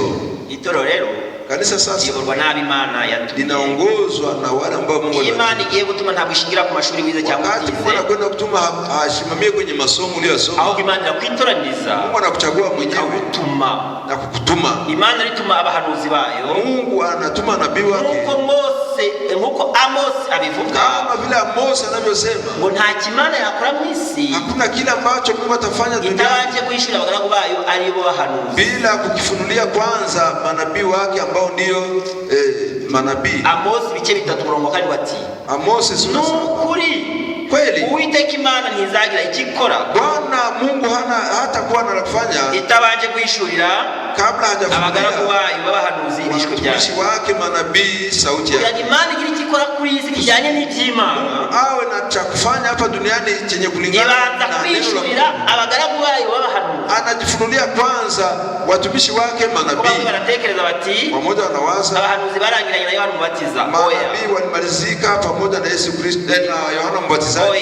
Hapana. Na nyuma Yohana Mubatiza badala ya Yohana Mubatiza abahanuzi bagombaga kuza. Manabii ingefaa wakuje. Reka nabyo tubisome. Nabyo tubisome. Twizera ibyanditswe byera. Naamini Matayo 23 23 Matayo 23 Matayo 23 Kamagere 23 Matayo umurongo waho 23 mstari wa hapo niba nibeshe kama sidanganyike. Matayo 23 23 Matayo yego Matayo ibice 23 Matayo 23 umurongo waho 34 mstari wa 34 Yesu ati duhereye ku murongo w'ikenda avuga ati tukianzia mstari mwebwe banditsi n'abafarisayo ntiyaryamwe waandishi na mafarisayo wanafiki kuko mwubaka ibituro by'abahanuzi utapata ole sababu mnajenga inzibutso kaburi za manabii na mukavuga muti iyo abatwariho mu gihe cya basogokuruza na kusema tungelikuweko wakati wa babu twafatanije nabo tungelishiriki na wao amaraso y'abahanuzi kumwanga damu ya manabii. Uko niko mwihamya hivyo ndivyo mnashuhudia muri abana babishe abahanuzi kuwa mko watoto ya wale wauaji wa manabii. Umurongo wa 34 nuko rero kubw'ibyo sasa kwa ajili ya hiyo kubatumaho abahanuzi nitawatuma kwa manabii n'abanyabwenge na wenye akili n'abanditsi na waandishi. Bamwe muri bo muzabica, wamoja ndani hao mtawaua, muzababamba, mtawasulubisha, abandi muzabakubitira mu masinagogi yanyu, wengine mtawapiga ndani ya masinagogi zenu, muzabirukana mu midugudu yose, mtawafukuza ndani ya miji yote bajyamo ambapo watakwenda. Amen. Amen. Kandi bazabikora bibwira ko na watafanya hivyo wakizalia gukorera Imana, kwa wanatumikia Mungu. Abahanuzi nibaza bavuga iby'Imana, kuja kusema maneno ya Mungu, bizagiranye n'ibyo abatambyi bavugaga, tofautiana na mambo ya manabii, n'ibyo bakuru b'Abayuda bavugaga, wale wakubwa wa Mayahudi, n'ibyo bavuga mu mategeko yabo, na yale waliyosema ndani ya hapo bitandukanye nabo bazabica. Nabii watakapokuja wakisema tofauti na wao watawaua. Aho ndio Yohana yagarutse ati, hapo Yohana ibice 16 umurongo wa 2 sura 16 mstari wa kwanza na wa pili, abwira abigishwa be, akiambia wanafunzi wake, ntumwaze none kuzibwira icyo bizakorerwa mitume wake bazatoranijwe na Yesu, nini zihabwa wa Yesu ngo zijye kuvuga amagambo ya Yesu, waliopewa roho wa Yesu ya kwenda kusema maneno ya Yesu. Kandi amagambo ya Yesu nongere nibutse yuko ari amagambo yanditse mu ijambo. Maneno ya Yesu niwakumbusha kuwa ni maneno yenye kuandikwa ndani ya Biblia. Yesu ategura abigishwa barababwira ati, Yesu akatayarisha wanafunzi akawaambia ibyo kile nawaambia ni kweli, ngo hatagira ikibagusha, kusudi kusiwe cha kuwaangusha. Bazabaca mu masinagogi, watawakimbiza ndani ya sinagogi, kandi mu gihe kigiye kuza na siku zijazo uzabica wese atakayewaua azibwira ko akoreye Imana umurimo, atazani ya kuwa amefanyia Mungu kazi. Aho niho abantu bicaye, hapo watu waliketi, abantu bibiyobokamana, watu waabudu Mungu, bashyiraho imisengere itari Imana, bashyiraho imyemerere itari Imana, itaboneka mu ijambo ry'Imana, imani ambayo ipatikana ndani ya maneno ya Mungu, utasoma mu byanditswe byera, ariko babigira ihame ryo kwizera ku isi yose. Lakini hiyo hali ababyanze bose barishwe, kandi bicwaga bategeza ko ari gukorera Imana, waliowaua waliwaza ya kuwa wanatumikia Mungu. Ab'Imana yatumye rero, wale ambao Mungu aliwatuma baje banyuranya n'ibyo byari byemerwa na bose, walikuja wakitofautiana amagambo y'Imana na vilivyokubaliwa na watu wengi, bali wakahakikisha na kushuhudia maneno ya Mungu. No mu gihe cyacu kama vile wakati wetu Imana yohereje umuhanuzi. Mungu alituma nabii. Imana yohereje umuhanuzi. Mungu alituma nabii kugira ngo agarure kwizera kw'abantu ba kino gihe. Usudi arudishe imani ya watu wa siku za leo. Y'iki gihe. Imani ya watu wa leo. Tutegereje kurokoka kwa Yesu Kristo. Wakati tunangojea kurudi kwa Yesu Kristo. No kumusanganira mu bicu. Na kutanana naye na kujya kusangira nawe umunsi mukuru w'ubukwe. Na kuchangia naye kwenye siku ya karamu. Imana yagomba kohereza umuhanuzi. Mungu ilimfaa tume nabii. Mungu yabivuze muri Malaki 4:5-6 kama vile alivyosema ndani ya Malaki Elia nitatuma nabii kabla siku kuu ya kugofya haijakuwa kugira ngo agarure itorero mu mwanya wao. Alikuja kurudisha kanisa ndani ya nafasi yake. Yongere kizere Imana imwe. Liamini tena Mungu mmoja. Mungu Elia yagarutse mu Israeli ngo itorero ry'Imana ariyo Israeli izere Imana imwe. Kama vile Elia alirudi huko Israeli kusudi Israeli waamini tena Mungu mmoja. Mikaya yaje kwa Yehoshafati. Kama vile Mikaya alikuja kwa Yehoshafati. Ili waoneshe manabii waamini kweli ya kuwa unabii yao haitokani na Mungu. Yehoshafati wakundaga Imana. Yehoshafati aliyependa Mungu. Akaambia Ahabu. Be mwami Ahabu. Mfalme. Abahanuzi bawe bose bari kuvuga bimwe. Mbona manabii wote wanasema moja? Ntawe ni kureba ari kuvuga ngo mbebe birivuga iki? Manabii wote mwenye kusema nini? Ahabu. Hakuna mwenye kuchunguza Biblia. Abahanuzi ugira muri iki gihugu cyawe. Hakuna nabii mwingine ndani ya nchi yako kweli. Abati ndagafite. Ahabu eti niko nako. Ndagafite ariko nikampanurira ibyiza. Ninayo huyo lakini hatabiri vizuri kwangu. Yako byose karaba ngo Uwiteka aravuga. Mambo yake yote anasema Bwana asema. Yako byose kishingikiriza imizingo y'ibitabo. Mambo yake yote ndani ya mikuzi ya vitabu. Kishingikiriza Biblia. Vyake vyote ni ndani ya Biblia. Ntamanurira ibyiza. Anitabirie vizuri. Bwana mu izina ry'Uwiteka. Sababu anatabiri ndani ya jina la Bwana. Yehoshafati umwami wa Yuda wa Yuda. Yehoshafati mfalme wa Yahudi. Kandi wagiye huko Imana ishaka. Tena aliyewekwa kulingana na mapenzi ya Mungu. Umuzukuru wa Salomo. Sababu ni mjukuu wa Salomo. Mwene Daudi. Sulemani mtoto wa Daudi. Kandi Imana kavuga ngo mu rubyaro mu kigirwa wawe ntihazabura mu mwana. Na Mungu alisema ndani ya uzazi wako hamtakosa. Ntabwo hazabura umwami. Hamtakosa mfalme. Ari naho mu buryo bw'umubiri haturutse Yesu Kristo. Ni hapo mwani ya kimwili kulitoka Yesu Kristo. Yehoshafati yagiye huko Imana ishaka. Yehoshafati yeye aliingia kulingana na mapenzi. Yehoshafati yakundaga amagambo y'Imana. Ndio maana Yehoshafati aliyapenda maneno ya Mungu. Yakundaga amagambo y'Imana. Aliyapenda maneno ya Mungu. Nuko abwira Ahabu ngo wamuzanye wo nawe tukamwumva. Akaambia Ahabu sasa huyo naye mulete tumsikie. Yehoshafati abaraje. Yehoshafati akakuja. Mikaya abaraje. Afasali Mikaya akakuja. Aje ntiyita ku by'abahanuzi bavuze. Akakuja hakuyajali mambo ya manabii. Icyo Uwiteka ari bumubwire. Akasema eti nitayasema kila ambacho Bwana ataniambia. Haleluya. Amina. Icyampa mu gihe cyacu. Wakunipa wakati zetu. Ntituvuge iby'abantu bavuga. Tusiyaseme maneno ya watu. Temejwe na benshi. Tusiyaseme yaliyokusudiwa na watu wengi. Wala wale wavuge iyo dufitiye gihamya cy'intumwa n'abahanuzi. Kila ambacho tuna ile uhakika kutokana na mitume na manabii. Tuvuge ikimana yavuze. Tuseme kila ambacho Mungu alichokisema. Na kile ambacho Mungu alikisema kinaandikwa. Igihe cyacu rero. Wakati wetu sasa. Imana yatwereje umuhanuzi. Mungu alitutumia nabii. Kugira ngo itoro ry'Imana ryongere rigaruke hamwe. Kanisa la Mungu lirudi tena fasi moja. Itoro ry'Imana rigaruke hamwe. Kanisa la Mungu lirudi fasi moja. Kwizera kumwe. Liwe na imani moja. Ubatizo umwe. Liwe na ubatizo mmoja. N'abahanuzi. Ya mitume na manabii. Kugira ngo kuri igihe cyacu twongere tuvuga amagambo nkayo Paulo yavuze mu Bagalatia. Kusudi wakati wetu huu tuseme maneno kama vile Paulo aliyoyasema ndani ya Wagalatia. Uzabwiriza inyuranye n'intumwa zabwirije. Atakayehubiri yale ambayo mitume walihubiri. Kubijyanye n'itorero. Kuhusu kanisa. Ubuyobozi bw'itorero. Na uongozi wa kanisa. Kubijyanye n'umubatizo. Kuhusu ubatizo. Kubijyanye n'umwanya w'umugore n'umwanya w'umugabo. Kuhusu nafasi ya mke na mume. Kubijyanye n'ifunguro ryera.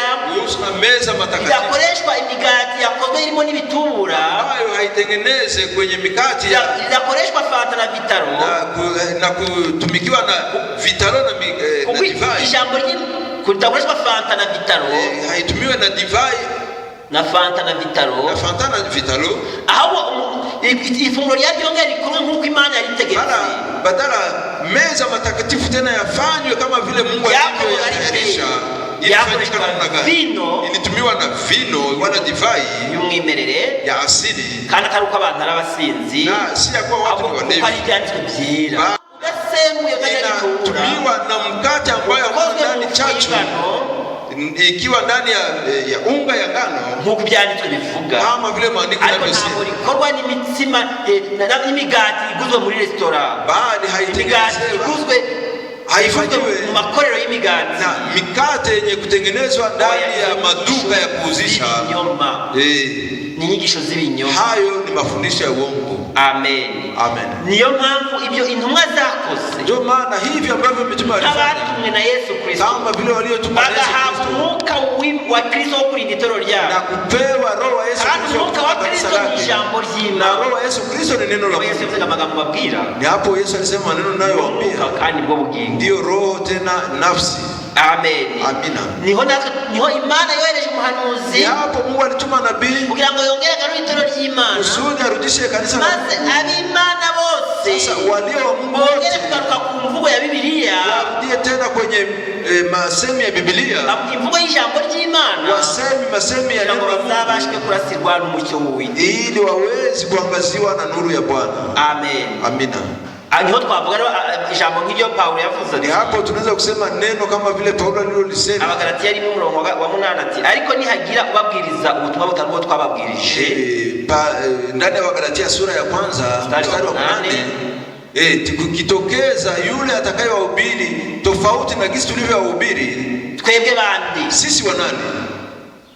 Ntabwo ari twebwe, ariko sisi Assemblée Chrétienne, kusanyiko la Kristo la Kristo, aho bari kuvuga ni intumwa n'abantu wenye kusema ni mitume na manabii, kubatiza uko batabatije, kukitokea mwenye kubatiza tofauti na gisi walivyobatiza, nyagira ubabwira gahunda y'itoro ry'Imana kuruta uko bayikoze, kiwa na mwenye kuwaambia mwenendo wa kanisa tofauti na gisi wao walifanya, nyagira ubabwira ifunguro ryera uko batarikoze, kupatikana mwenye kuambia meza ya Bwana tofauti na gisi walifanya, nyagira ubabwira imana zinyuranye n'imana imwe babwirije, pakiwa wakuambia Mungu mmoja tofauti na yule Mungu aliyemhubiri, nyagira babwiriza undi Yesu atari wo babwirije, pakiwa wakuhubiri Yesu tofauti na yule waliyemhubiri Yesu nk'umupersona wa kabiri ku Mana, na kuhubiri Yesu kama vile mtu wa pili kwa Mungu, nyagira ubwiriza ubutumwa butandukanye n'ubwabo, pakijitokeza wakuhubiri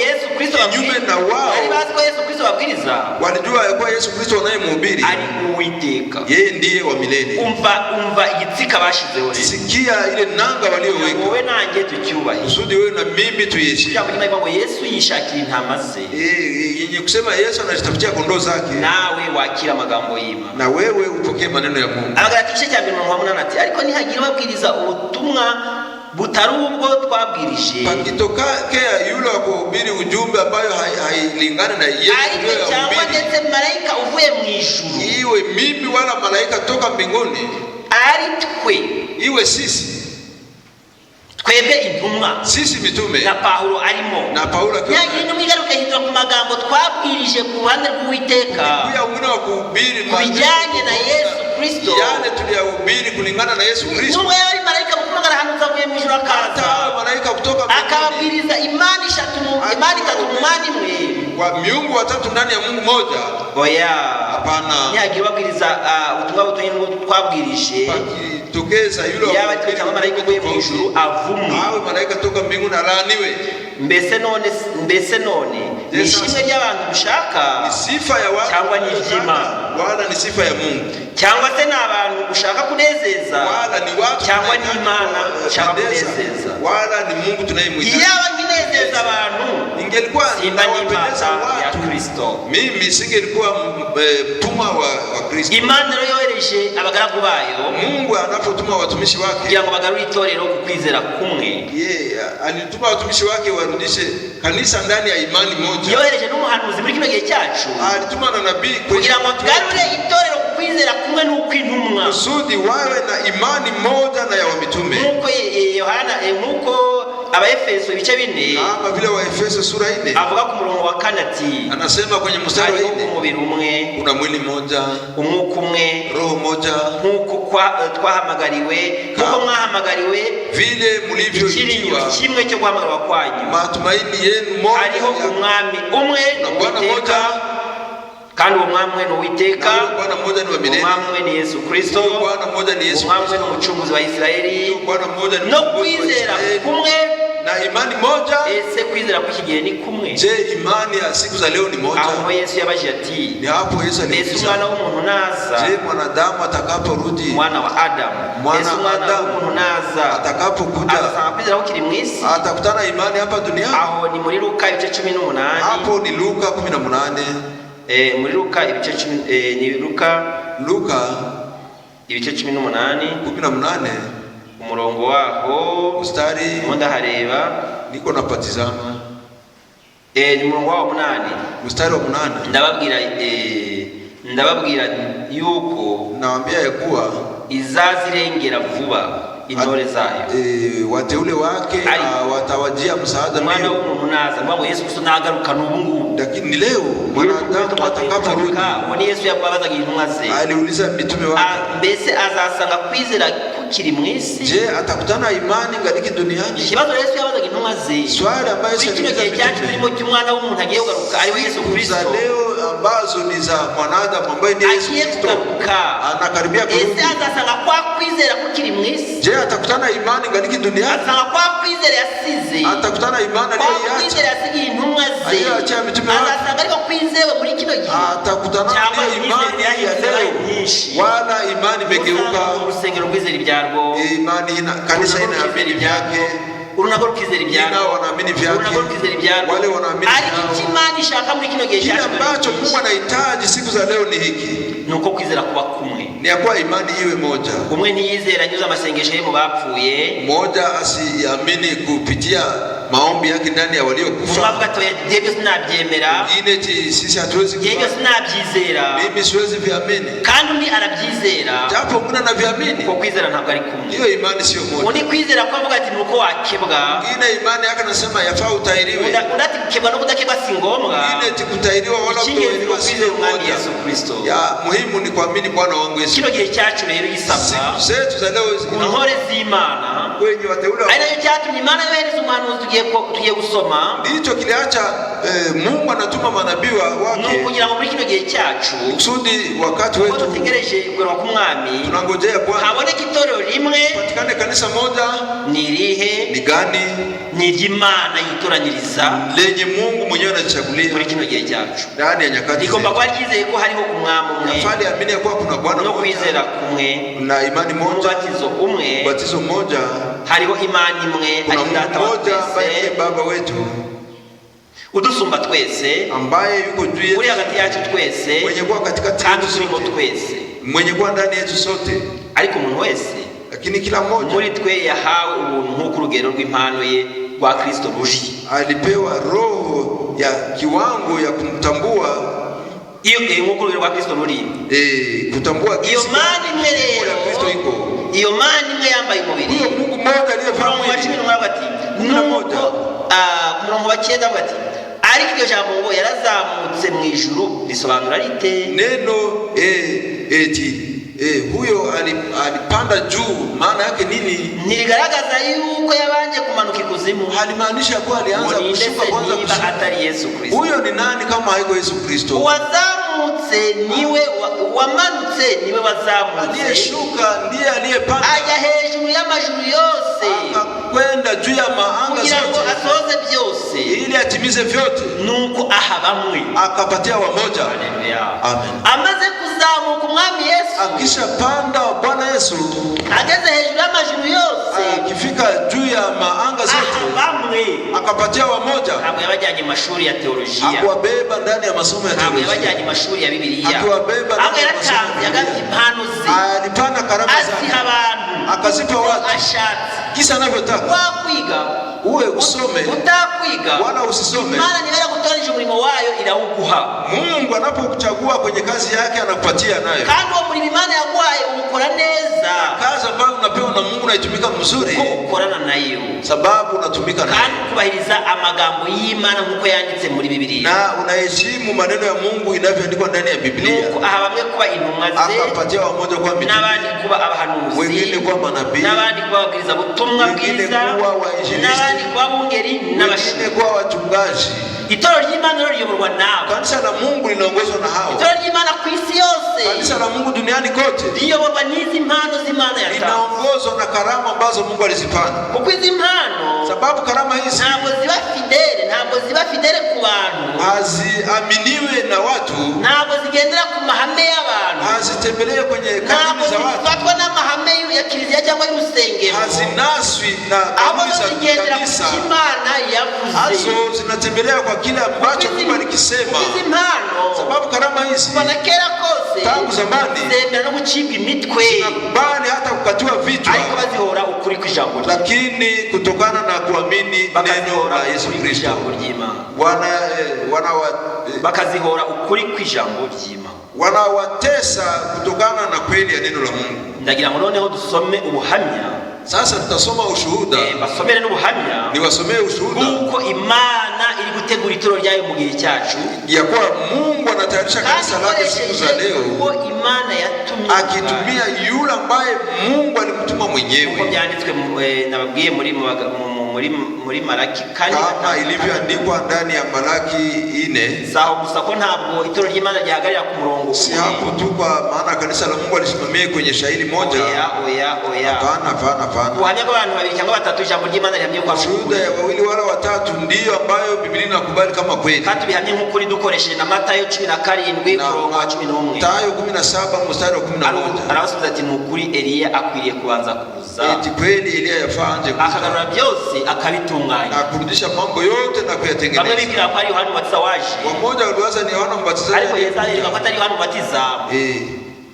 Ariko Yesu abereka ko atari Yohana Mbatiza. Yesaya anaonyesha kwa hariho Eliya na none ukwiriye kubanza, bali kuna Eliya ambayo sharti tena aanze kuja akagarura byose, akurudisha vyote. Uwo niwe tubabwira, huyo ndiye tunawaambia Imana yohereje mu gihe cyacu, Mungu alimtuma kwa wakati wetu. Itorero ry'Imana ryo muri iki gihe, kanisa la Mungu la leo, Imana y'ukuri nkuko yizerwa n'intumwa n'abahanuzi, waamini kweli kama vile waliaminishwa na mitume na manabii, babatize umubatizo w'ukuri nkuko batijwe n'intumwa za Yesu Kristo, batize ubatizo kama vile mitume walibatiza, bagire umwanya w'abagore n'umwanya w'abagabo, buri wese abe mu mwanya we nkuko byari bimeze mu itangiriro, wanawake na wanaume kila mmoja awe nafasi yake jinsi ilivyo kuwa ndani ya kanisa la mwanzo, kandi nkuko umwami Ahasuwerusi yabivuze, tena kama vile mfalme Ahasuwerusi alivyosema, ayobowe n'umwuka w'Imana, inkone za Ahasuwerusi zabivuze yewe n'umwuka w'Imana, akiongozwa na Roho wa Mungu, hamwe n'inkone zariho bari abakozi b'Imana muri icyo gihe, pamoja na watowashi,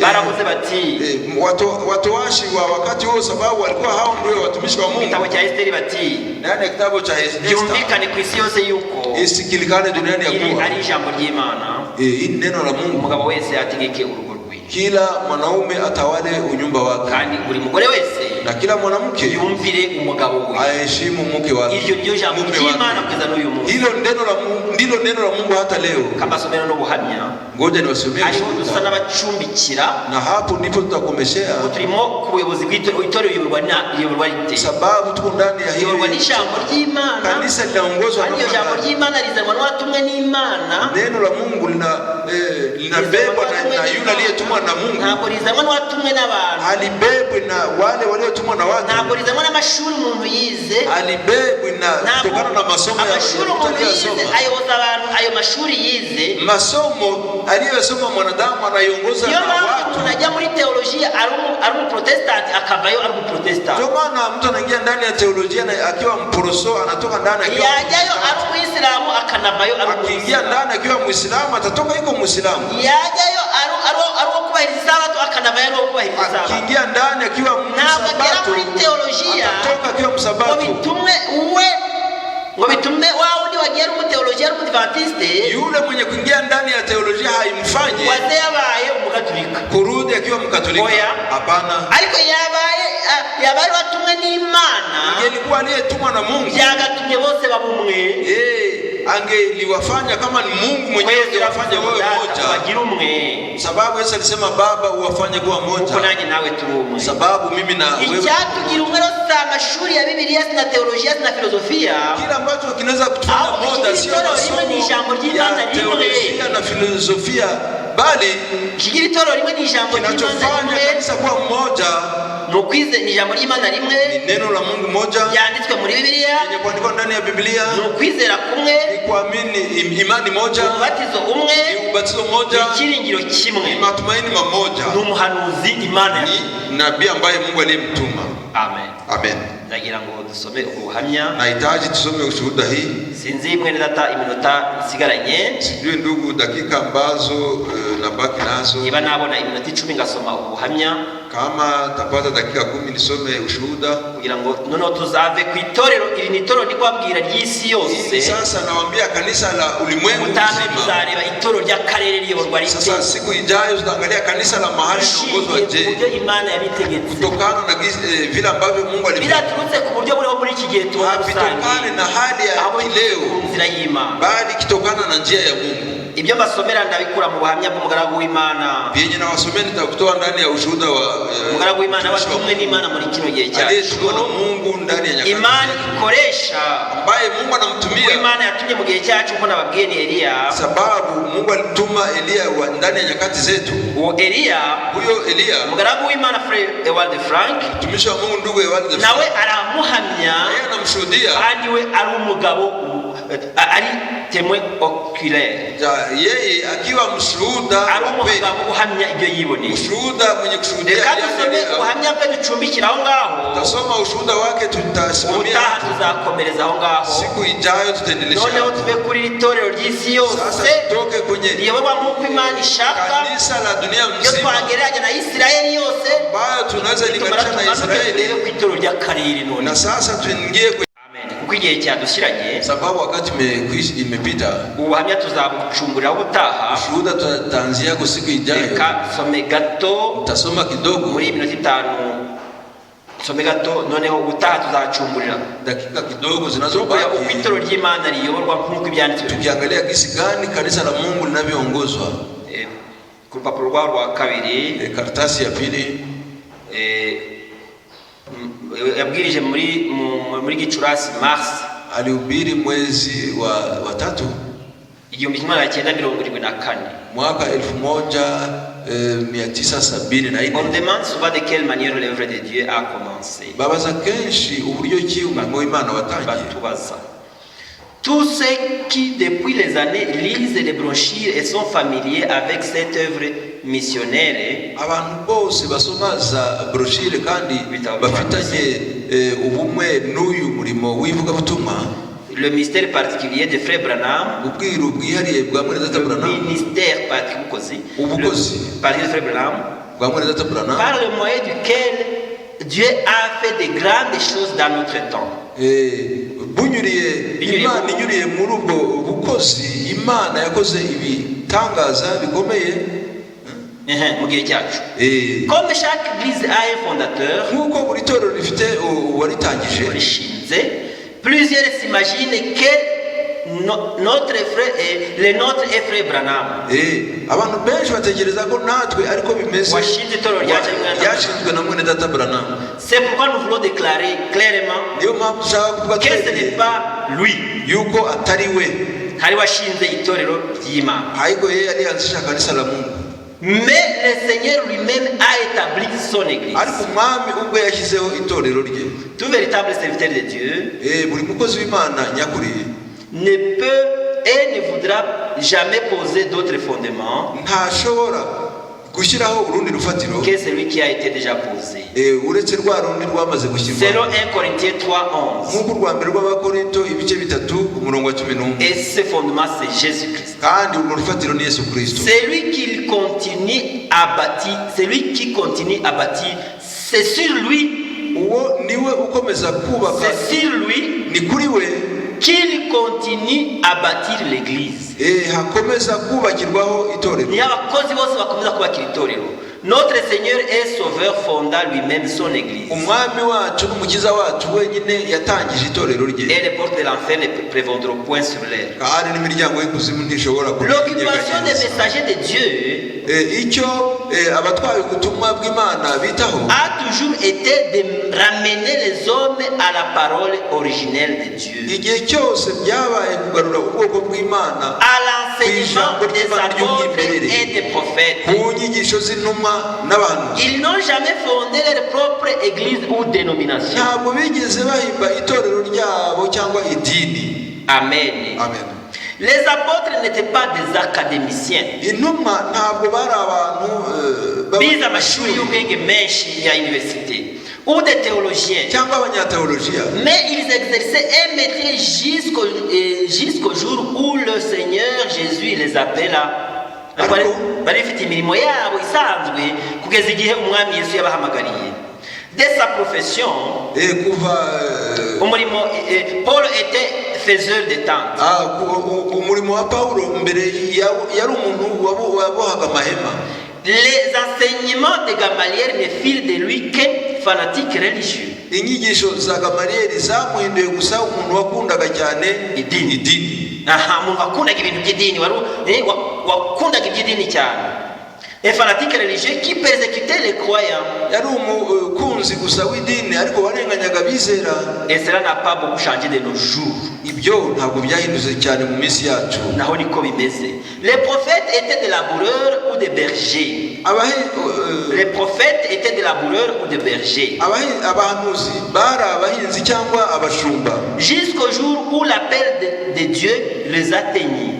kugeza ubwo umuhamagaro w'Imana wabageragaho. Avant qu'ils n'exercent un ministère mondialement connu. mbere yuko bagira ubukozi buzwi mu rwego rw'isi. Frère Branham n'était pas davantage un théologien. mwene data Branham ntabwo yigeze aba umunyateolojiya.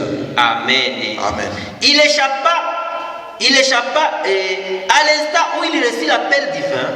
mu gihe yakiraga wa muhamagaro wa kimana, Il échappa à l'influence humaine. yacitse kwanduzwa kw'abantu kugira ngo akore nk'uko abwiza ko abantu babwire abandi basanzwe bitume atandukira ijambo ry'Imana. Il ne s'agit pas de lui, ntabwo yari we mais ou d'une considération personnelle, cyangwa uburyo bw'imirebere ou d'une fantaisie religieuse, cyangwa uburyo bwo kwiyemera bwa kidini, mais bien il avait une expérience véritable faite avec Dieu. ahubwo yari afite umwitozo yihariye nyakuri hamwe n'Imana. Yes. Il vit cette grande lumière de la gloire du Seigneur. yabonye wa mucyo umurika ukomeye uvuye ku mwami. Et il attendit la voix de Jésus. yumva ijwi rya Yesu. Le chargea d'une mission. amuha ubukozi cyangwa umurimo. Frère Branham a également conduit d'une manière toute spéciale dès le jour de sa naissance.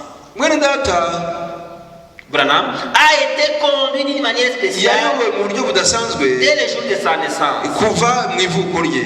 À l'âge de 7 ans, mu myaka 7 il fut dit qu'il ne devait ni fumer, yabwiye ko atakwiriye kunywa cyangwa inzoga cyangwa kunywa ni itabi s'essuyer cyangwa d'une kwiyanduza, manière quelconque, car Dieu l'avait consacré et destiné à un service particulier. kuko Imana yamushyiriyeho umurimo wihariye. Yes.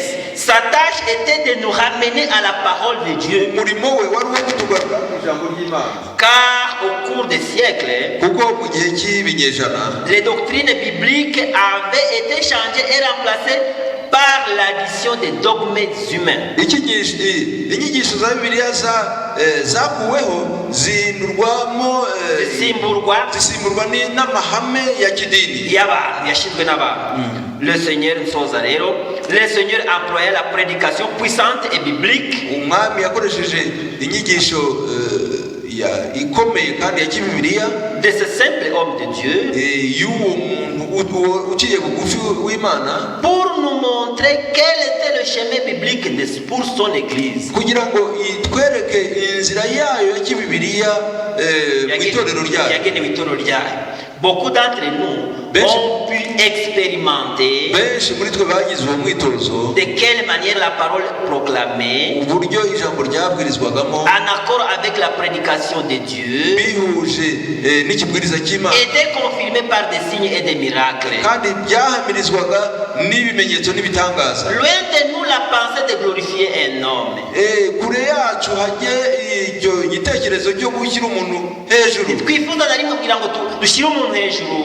Car nous savons bien que Dieu seul a opéré toutes ces choses.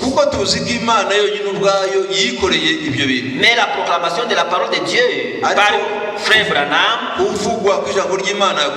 a été pour beaucoup de personnes un tournant dans leur vie.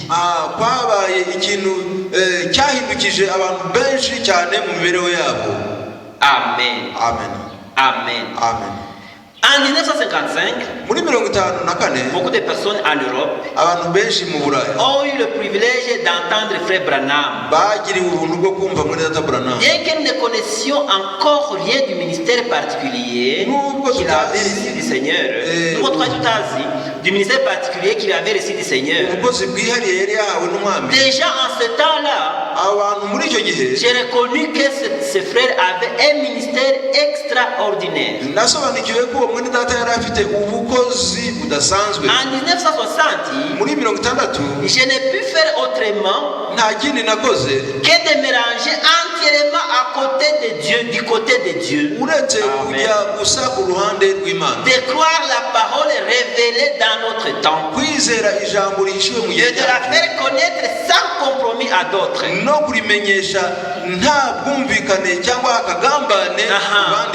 Amen. Naturellement, qu'à ce moment-là, les portes se fermèrent. Nos films incompris et rejetés.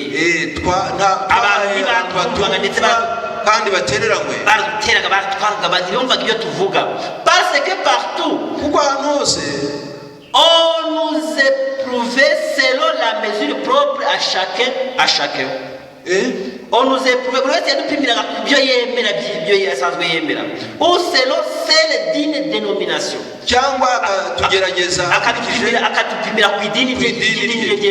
Cependant, le Seigneur Dieu avait son plan et il l'accomplit aussi. Na nubu iracyashitsa umugambi Imana ibamugisha mu izina rya Yesu Kristo.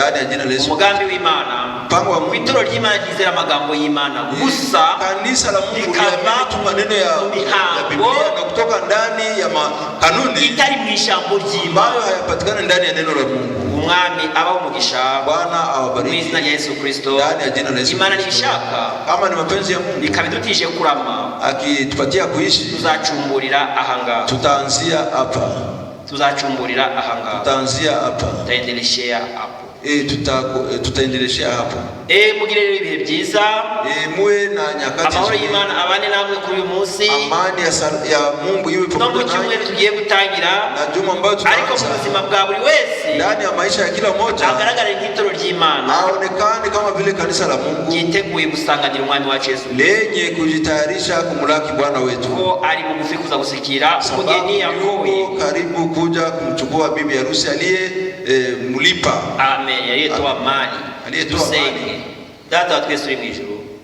Baba wetu uri mbinguni. Tugushimiye ijambo ryawe twumvise kuri uyu munsi. Tunakushukuru kwa ajili ya neno lako. Yo kureba ko utangiza itoro ryawe. Tizama kisigani nuko itoro ryawe ryizera. Na kisigani itoro ryawe ryizera ijambo ryawe. Linaamini neno lako. Kandi ryizera abatumwe nawe. Na linaamini waliotumwa na wewe. Niyo mpamvu ngusaba kugira ngo ufashe itoro ryawe muri kino gihe ngo rigaruke ku kwizera kumwe, rigaruke ku tubatizo umwe, rigaruke ku Mana imwe, rigaruke no ku byiringiro bimwe, kugira ngo abo wishimira bose mu isi, abo wishimira bose muri kano gace kacu, abo wishimira bose ubagarure ku murongo w'ijambo ryawe, wakure ku myemerere y'abantu, wakure ku mitekerereze y'abantu, ndani ya mafikiri ya wanadamu, waondoe kwenye wagarure kushingiro y'ijambo ryawe, warudishe kwenye msingi wa neno lako, jinsi lilivyohubiriwa na mitume wa manabii.